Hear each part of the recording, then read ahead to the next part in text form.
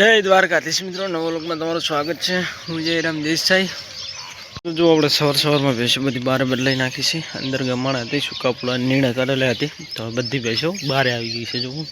અને હવે આપણે જાશું લીલા ચારાની નીણ વાઢવા માટે રજગાની, પછી પોટકા ઉપાડીને લાવશું ને બધી ભેંસોને અંદર બદલાવાની હશે જો। અને મિત્રો આ ભેંસ પણ આપણે નવી લાવેલ છે, એ બનીમાંથી લાવેલ છે।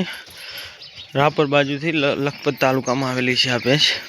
ત્યાંથી અહીંયા આવેલી હતી, અહીંયાથી આપણે લીધી છે ને આ ભેંસ પણ અહીંયાથી આવેલી છે જુઓ।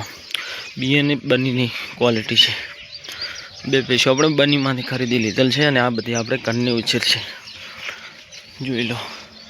બધી એકથી એક ચડિયાતી છે, બની જેવી જ છે જુઓ। અને કહેવાય છે ચંધેણ। આ ઉભી જુઓ, પ્યોર બની નસલ ને એક આપણી પાડી છે વધારે અંદર। બધી ભેંસો બહાર આવી ગઈ છે। તો ચાલો મિત્રો, હવે જઈશું આપણે રજકો વાઢવા માટે। રજકાની નીણ કરવી પડશે લીલા ચારાની। તો જુઓ, આની પણ શીંગડીની ક્વોલિટી જોઈ લો, છે ને બની જેવી જ છે, આને રૂપ કહેવાય। તો જુઓ, આપણે રજકો વાઢીને આવી ગયા છીએ। બધી ભેંસો ખાઈ રહી છે। આ ભેંસને અહીંયા લાવી દીધી છે જુઓ।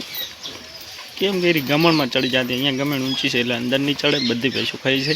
ચાંદરીની બિયાની જોડી થઈ ગઈ છે આ બાજુ। આ ચોટાની અને લાડચીની જોડી થઈ ગઈ છે। આજે બધી ભેંસોની જોડી બદલાઈ છે। અહીંયા રાયલી અને કાયડી છે। અહીંયા મોટી કાયડી અને વધાઈ પાડી છે જુઓ। અહીંયા ઝીણા પાંડા ખાય છે। આપણે આગળના વિડીયો જોઈ લેવાના તમારે। આપણે બબી ભેંસની જોડી બનાવેલી છે નીણ ખાવામાં। ઓલી બાજુ ચોટા ખાય છે, એ પણ બબીની જોડી છે જુઓ। ઓલી બાજુ ગાય ખાય છે, એ પણ બેની જોડી બતાવી દઉં તમને જુઓ। દેશી ગાય અને શંકરચાર કાંકરેજ છે, એચએફ મિક્સમાં 50% અને વાસળી બધાની જોડી હોય છે। તો ચલો મિત્રો, કન્ટિન્યુ બને રહેજો। આગળ તમને બતાવતો રહીશું। જયરામ દેસાઈ। અહીંયા આપણે ભેંસોને પાણી પાવાની સગવડ છે।